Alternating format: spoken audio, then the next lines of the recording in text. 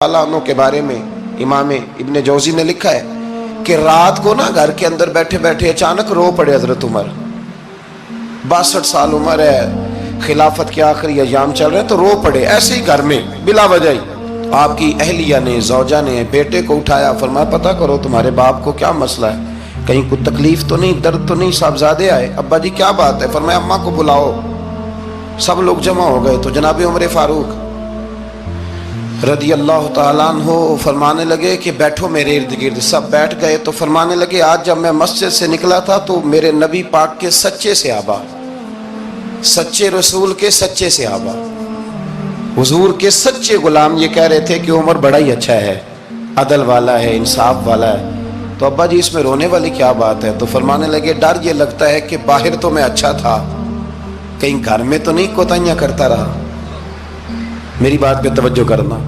کہیں گھر میں آپ باتیں سن لیں تو شاید جتنی میں کرتا ہوں دوسرا کاری کوئی نہ سکے, لیکن جب عمل کے راستے پہ ہم نکلتے ہیں تو وہ مسدود ہے, وہ بند ہے. عمل کس نے کرنا ہے؟ آپ کوئی آیت پڑھیں تو یہاں غلطی نکالنے والے 20 لوگ مل جائیں گے, 20 لوگ, لیکن اس آیت پہ عمل کرنے والے کتنے ملیں گے؟ تو حضرت عمر فاروق رو رہے تھے, کہنے لگے کہیں تمہارے حقوق تو نہیں پامال کرتا رہا. تو آپ کی اہلیہ نے جب سنا تو وہ کہنے لگی عمر مجھے تو بڑا پرانا شکوہ ہے, آپ کا جاہ و جلال اتنا تھا میں بات نہیں کر سکی. عمر تم نے سارا دن مسجد میں گزار دیا اور ساری رات نقاب اوڑھ کے مدینے کی گلیوں میں گزار دی, میں تو زندگی کی کوئی خوشی دیکھ ہی نہیں سکی. چاہ تو میرے اندر بھی تھے نا کہ میرا شوہر کچھ گھڑیاں بیٹھتا, کہیں مجھے لے کے جاتا, تو میں تو کچھ نہیں دیکھا, مجھے بڑا شکوہ ہے. تو حضرت عمر کہنے لگے چل اللہ کی رضا کے لیے معاف کر دے. بھئی معافی بیوی سے نہیں مانگی جا رہی, معافی اپنی غلطی کی مانگی جا رہی. یہ سمجھ لیں, بیوی کے لیے تو خامد کا بہت بڑا مقام ہے نا, لیکن یہاں غلطی کس بات کی ہے؟ اپنی کمزوری پر غلطی کا اعتراف کر کے معذرت کا سوال کیا جا رہا ہے. تو حضرت عمر کہنے لگے معاف کر دے. تو اہلیہ کہنے لگی میں نہیں معاف کرتی, میری شرط پوری کریں. فرمایا وہ کیا؟ فرمانے لگی قیامت میں جب اللہ آپ کے لیے جنت کا حکم دے گا تو آپ میری سفارش کریں گے اللہ کی بارگاہ میں؟ سفارش کریں گے کہ یا اللہ مجھے کپڑے دھو کے دیتی تھی, میری عزت کی حفاظت کرتی تھی, میرے بستر کو پاک رکھتی تھی, کہیں گے؟ تو حضرت عمر فرمانے لگے تیرے ساتھ وعدہ رہا, رب نے اگر عمر کو اپنے فضل, اپنے کرم اور اپنے محبوب کے صدقے جنت دی تو عمر تیرے بغیر جنت میں نہیں جائے گا. عمل کا رستہ, عمل کا رستہ. دیکھیں نا, 2 دفعہ استاد بات کرتا ہے, 2 دفعہ, اور کوئی زیادہ, ایک تو ہے نا کہ ایم اے اور جناب ایم ایڈ اور ایم فل اور پھر پی ایچ ڈی قسم کا استاد. ایک وہ جو matric P T C teacher ہے نا, وہ 2 دفعہ اسٹوڈنٹ کو کام کہے تو تیسری دفعہ وہ ناراض ہو جاتا ہے, کہتا ہے میں 2 دفعہ کہا ہے. بچے کو آپ 2 دفعہ کہتے ہیں اور اگر تیسری دفعہ کہنا پڑے تو غصہ آتا ہے نہیں آتا؟ بھئی تو نے اتنی دفعہ کہا ہے, تو سمجھ نہیں رہا بات کو. اور اگر اللہ کریم قرآن مجید میں سینکڑوں دفعہ کہے نماز پڑھو, سینکڑوں دفعہ, اور یہ بہانے کر رہا ہے, یہ بھی پروگرام بنا رہا ہے, پھر کہتا ہے میں بے چین رہتا ہوں, میں بے قرار رہتا ہوں. عمل کا رستہ اس کو اختیار کریں, آپ سکون میں رہیں گے. بد عمل آدمی اور بے عمل آدمی یہ ہمیشہ پریشان رہتے ہیں, ہمیشہ. عمل کریں, توبہ کریں تو پھر بدل جائیں, پھر تبدیلی آئے. اور یہ کوئی مشکل کام نہیں, جو بدلنے والے تھے وہ بدل گئے. بڑا کچھ کرتے تھے پر پھر وہ لوگ بدل گئے. حضرت فضالہ رضی اللہ تعالیٰ عنہ کہتے ہیں کہ میں بڑا دلدادہ تھا عورتوں کا, اور میرا ماحول یہ تھا کہ میں قتل بھی کر لیتا تھا, معاذ اللہ چوری بھی کر لیتا تھا, اور رات میری طبیعت تھی معاذ اللہ نئی سے نئی عورت کے پاس جانا. کہتے ہیں ابو جہل نے اعلان کیا کہ جو نبی پاک علیہ السلام کا سر اقدس معاذ اللہ کاٹ کے لائے گا, نقل کفر کفر نہ باشد, 100 سرخ اونٹ انعام ملے گا. تو میں نے ارادہ کر لیا کہ میں بہت سارا انعام حاصل کروں گا. قرآن مجید میں نا اللہ فرماتا ہے کہ بہت سارے لوگ ایسے ہیں جنہیں اگر میں رزق میں کشادگی دے دوں, زیادہ پیسے دے دوں, فرمایا باغی ہو جائیں, وہ سرکش ہو جائیں. یہ بہت سارے لوگوں کو جو اللہ تبارک و تعالیٰ اعتدال میں رکھتا ہے تو یہ ان کے لیے بہتر ہے. ہر بندہ دولت کے ہوتے ہوئے نیک ہو سکتا تو یہ اللہ اگر رکھتا ہے نا اعتدال میں تو شکر کرے اللہ کا، ورنہ تو لوگ عیاشیاں کریں، پتہ نہیں کیا کچھ کر گزرے۔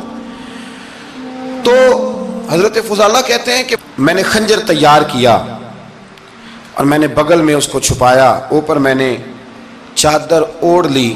اب مجھے پتا تھا ظہر کی نماز کے بعد نبی پاک صلی اللہ علیہ وسلم طواف کعبہ کے لیے، بیت اللہ شریف کے طواف کے لیے جاتے ہیں۔ کہتے ہیں میں بھی اس طرف بڑھا، رستے میں نا وہ خاتون جس کے گھر میں نے رات آنا تھا، میں نے دروازے پہ دستک دی، میں نے کہا کہ تیار رہنا، تیار رہنا، آج میں بڑے پیسے لے کے آؤں گا۔ اسے میں نے یہ کہا اور پھر میں چلا گیا بیت اللہ شریف کا طواف کرنے۔ کہتے ہیں اللہ کے محبوب بھی طواف کر رہے تھے تو میں نے بھی طواف شروع کر دیا۔ ارادہ یہ تھا کہ جہاں نبی پاک علیہ السلام میرے قریب سے گزریں گے تو موقع پا کر میں حضور کے جسم اقدس پر خنجر کھونپ دوں گا اور معاذ اللہ شہید کر دوں گا۔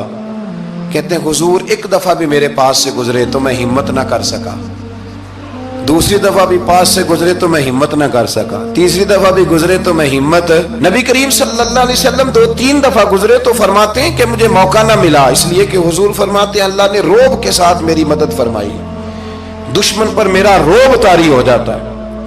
فرماتے ہیں جب چکر پورے ہو گئے تو محبوب کریم نہ چھٹے چکر پہ فرمانے لگے فضالہ چکر ایک رہ گیا ہے، بے خبر ہو جو غلاموں سے وہ آقا کیا ہے، ایک پھیرا رہ گیا ہے۔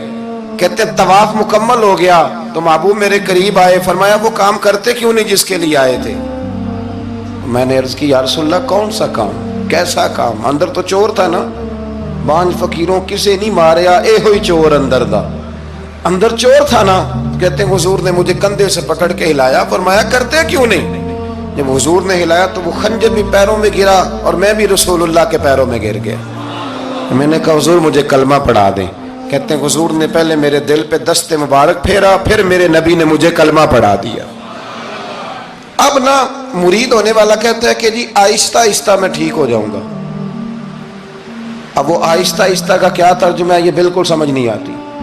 بھئی کسی بندے سے 5 لاکھ روپیہ لینا ہے تو اس سے وہ کہتا ہے جی میں آہستہ آہستہ دوں گا، 500 روپیہ دے دیا کروں گا روز کا، تو کہتے ہیں میری رقم خراب ہوتی ہے، پورے دو۔ اور نیکی کی بات جب آتی ہے تو کہتے ہیں حضرت صاحب دین اتنا سخت نہیں ہے، میں آہستہ آہستہ ٹھیک ہو جاؤں گا۔ اب میں مغربی شاب پڑھنی شروع کر دی ہے میں نے، اب میں تسبیح لے لی ہے، کل میں نے بھی آہستہ آہستہ میں ٹھیک ہو جاؤں۔ یعنی رقم لینی ہو تو وہ آہستہ آہستہ قبول نہیں ہے، لیکن اور مکان کی رجسٹری اگر کرانی ہو تو مالک مکان کہے گے آہستہ آہستہ کرا لو، کہتے ہیں پیسے پورے دیے، سویرے چل اور بیان دے۔ یہ کیا بات ہوئی؟ یہاں یہ جو ہمارا ماحول تھا نا کر لیں گے ہو جائے گا، یقین کریں لوگ قبروں میں چلے گئے ہیں پر مسجدوں میں نہیں آئے، ہر کام سے لوگ ریٹائر ہوئے پر گناہوں سے ریٹائر نہیں ہوئے، آخر تک تباہی اتر گئی لیکن لوگ بدلنے کو تیار نہ ہوئے۔ حضرت فضالہ کہتے ہیں ابھی میں نے کلمہ پڑھا، ابھی میں واپس آیا، رستے میں وہ بی بی کھڑی تھی، کہتے ہیں میں وہ شخص تھا کہ عورتیں مرتی تھی میرے اوپر اور کسی کی جرت تھی کہ وہ آئیں بائیں شائیں کرے، لیکن فرماتے ہیں میں بی بی کے پاس سے گزر گیا، پہلے تو اس کا خیال تھا رکے گا، لیکن جب میں رکا نہ تو دروازے پہ آئی، اور جب میں گزر گیا تو اس نے آواز دی، لیکن میں نے سنی انسنی کر دی، جب آگے بڑھا تو میرے پیچھے دوڑی۔ فرماتے ہیں مجھے پکڑ کے کہنے لگی فضالہ تجھے کیا ہوا، تو وہی نہیں جو یہاں سے گیا تھا؟ آپ فرماتے ہیں میں کبھی نہیں رویا تھا، میں کبھی نہیں رویا تھا، اور جب کہا نا تو وہی نہیں، کہتے میں نے سر اٹھایا تو میری آنکھوں میں آنسو تھے، میں نے کہا میں جو گیا تھا وہ نہیں ہوں، اب تو میں محمد عربی کا غلام بن گیا، اب میں وہ نہیں ہوں، اب نہیں ہو سکتا کہ کوئی میری نظر میلی ہو جائے، یہ کیسے ممکن ہے؟ اب نا اسلام کی تعریف ہم نے یہ کی ہے کہ خبردار کوئی ہمارے قریب نہ آئے، ہم کسی کو بات نہیں کرنے دیتے کہ ہم مسلمان ہیں، ہم بات نہیں کرنے دیتے۔ پتہ کیا بات ہے، ایک میری یہ تقریر ہوتی ہے ممبر پہ، اور ایک میرا عمل ہوتا ہے جب میں سفر کرتا ہوں، جب میں گاڑی میں بیٹھتا ہوں، جب میں دوستوں سے ملتا ہوں، جب ان دونوں باتوں میں تضاد آتا ہے نا، تضاد، تو لوگ تقریر کو جذبات نہیں کہتے، ایک فن بن جاتی ہے تقریر۔ آپ کو پتہ ہے نا وائزین نعت خاں کہتے ہیں میں نے محفل لوٹ لی، پھر لوگ شمار کرتے ہیں کتنے لوگوں نے سبحان اللہ کہی، پھر لوگ شمار کرتے ہیں کہ آج 5 بندے روئے بھی تھے جب میں تقریر کر رہا تھا۔ تو پھر یہ فن ہے، یہ جذبات کا اظہار۔ سمجھ لیں بات کو کہ عمل جب آپ نہیں نہ کرتے عمل، تو آپ خود بڑے بے چین رہتے ہیں کہ یار یہ میں کیا کر رہا ہوں، یہ کون سا گورکھ دھندا ہے کہ میرا عمل صفر ہوتا جا رہا ہے۔ ہمارے ایک استاد تھے تو وہ فرمایا کرتے تھے کہ اگر پڑھے لکھے آدمی کو تم بے عمل دیکھو تو اس سے دور ہٹ جایا کرو، ورنہ تمہیں بھی بے عمل کر دے گا۔ میں نے ان سے عرض کی، میں نے کہا حضور یہ کیا ہے؟ تو فرمانے لگے اپنے حضرت صاحب سے پوچھنا، وضاحت کریں گے۔ میں نے حضرت صاحب سے کہا جی عجیب بات کر دی ہے، علم والے بندے کے پاس بیٹھ کے تو علم آتا ہے۔ تو وہ فرما رہے تھے کہ علم والے بندے کے پاس اگر وہ بے عمل ہو تو بالکل نہ بیٹھنا۔ تو حضرت صاحب فرمانے لگے انہوں نے صحیح کہا ہے۔ اب بات بہت بڑی ہے، پتہ نہیں آپ کی سمجھ میں آتی ہے نہیں آتی، بہرحال کر دیتا ہوں۔ پڑھا لکھا بندہ اگر بے عمل ہو تو اس کے پاس، تو میں نے کہا حضور کیوں؟ فرمانے لگے اس لیے کہ وہ اپنی بے عملی پر بھی دلائل دے گا۔